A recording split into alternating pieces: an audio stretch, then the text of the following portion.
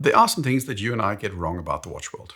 Things we assume to be true but just aren't, or at the very least there's some nuance to things that get lost. I'm not going to talk about the myth of the Swiss-made watch. That one should be common knowledge by now, but there are other things that you need to know the truth about. Let's dive in. I've got two Morgan Stanley factoids in this video. The first one is about sales volumes. Rolex is apparently at the top with about 1.25 million watches sold per year and over 10 billion in sales. There's Cartier with over 600,000 sold and Omega with a little over 500,000. A little further down the list, you've got Swatch with over 5 million watches sold. But here's the thing. Morgan Stanley doesn't care about anything outside of Switzerland or Glashütte. According to just loose estimates, Seiko produce upwards of 5 million watches a year. I couldn't find the specific sales volumes for Citizen, but I do know that they generate watch-related revenue of over $1.5 billion a year. That would put them in the top 10, maybe top 5 even of global producers of watches. Timex isn't there. Christopher Ward isn't even there, and they're likely producing more than 30,000 watches a year.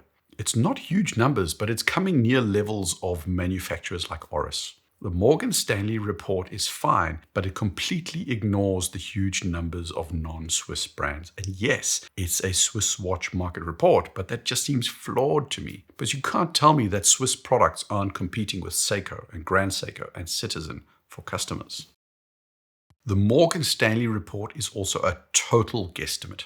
Very few, if any, watch brands are particularly open about how much money they make and how many watches they sell. In the case of Rolex, we literally know nothing. They're a private company and they don't have to disclose anything. In the case of Omega, their numbers are mixed in with all of Swatch Group's brands, so it's hard to tell what share of watch revenue is Omega.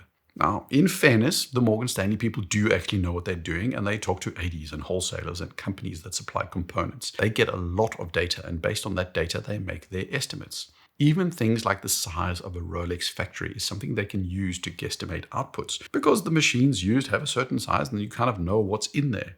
Are they completely off the mark? Probably not. But I've read this report religiously for 5, 6, 7 years in a row, and the numbers can, for some brands, fluctuate wildly from year to year, both when it comes to volumes but also to implied retail pricing. Probably one of the best sources of data out there we have, but it's still data that you have to take with a grain or salt kind of thing. One of the sources of data I use to assess whether or not I'm making good content is my subscriber base. People that keep coming back are a good indicator of worthwhile videos. So if you feel this video or some of my other content has been worthy of your time, then consider subscribing. Thanks a ton. Rolex does everything in-house. In-house is a terrible marketing term that I don't particularly like. So I'd rather state it this way. Rolex is a almost completely vertically integrated manufacturer. But if you're new to this watch game, you might be surprised to know that this is actually a relatively recent thing. Just in this millennium, Rolex have bought Egler, who supplied movements, Biella, I hope I'm pronouncing that correctly, made dials, Gay Frère, who made bracelets, Boninci, that made crowns, and recently they bought Bucherer to sell their watches through retailers. Rolex, until not that long ago, wasn't much different from some random startup in the UK in the sense that a lot of their stuff was sourced from somewhere, and then they, in a simplified sense, just assembled things. Being fully in-house is a relatively new thing for them. In-house. Teddy Baldassar did a really good video about how companies approach the design, construction, assembly, and testing of their watches. It touched on this whole in-house thing. And to be clear, my opinion is, like I said 2 minutes ago, in-house is a marketing term. It's a term that's supposed to tell a potential customer that something is better because they did it themselves.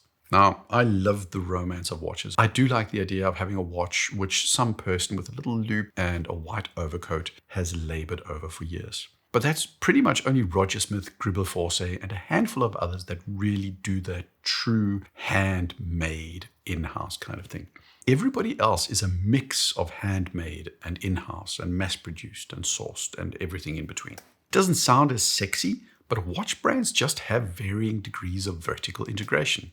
At the one extreme, you have brands that draw a design of a watch and have someone in China do everything for them. Further to the other extreme, you have brands like Rolex, where they even melt their own metals and do more or less everything under the hat of the same company name. Varying degrees of vertical integration just has different benefits and trade-offs. If you want to do everything yourself, you need to have the volumes to be able to afford all the stuff you need to do that. The reason Sellita as a movement maker is so dominant is because making a movement yourself is super expensive, and the real return on investment is dependent on the volumes you turn over and the price you put your watch at.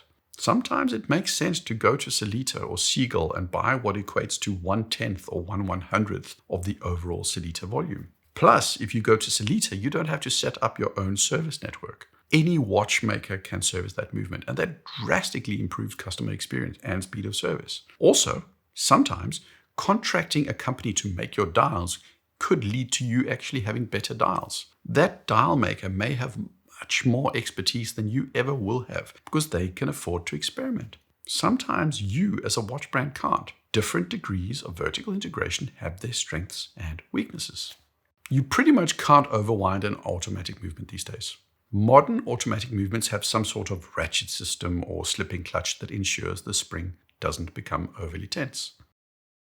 Depth rating is pointless. Well, sort of. There's two angles to this. First, some companies to this day still have really obtuse approaches to depth ratings. A watch will say it has 30 meters of water resistance, and that will actually mean it's splash resistant. Other brands, like Omega, are clear. They say that if it says 30 meters, it actually means 30 meters. You need to check from brand to brand what it means, but there's also a second piece to this. So you've got the Seamaster 300M, 300 meters.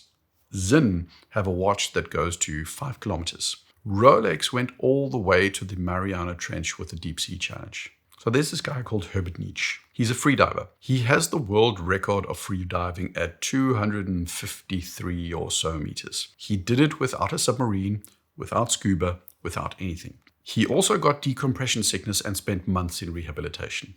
When you get to deep diving, you do hear of people that go to 500 meters on a mix of helium and oxygen. A special dive suit might get you to 700 meters. But all these examples are specialist and incredibly niche. Paddy says deep diving is down to 30 meters. Deeper than that, and it becomes toxic to dive unless you have the right equipment. So remember this, your watch can go to 300 meters.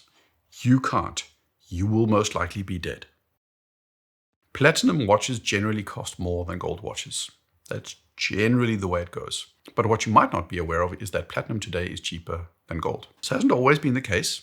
Go back 10, 15 years and platinum was typically a little bit more expensive. But for the last 5 years at least, gold has gone through the roof. Gold is currently about 3 times more expensive than platinum. Generally, it's accepted that platinum can be more expensive to machine, but that's also not necessarily entirely accurate. Shaping it and soldering platinum is generally considered straightforward, but polishing it wears down the tools a lot faster, driving up costs. Platinum cases take longer time to turn, which lead me to the main point.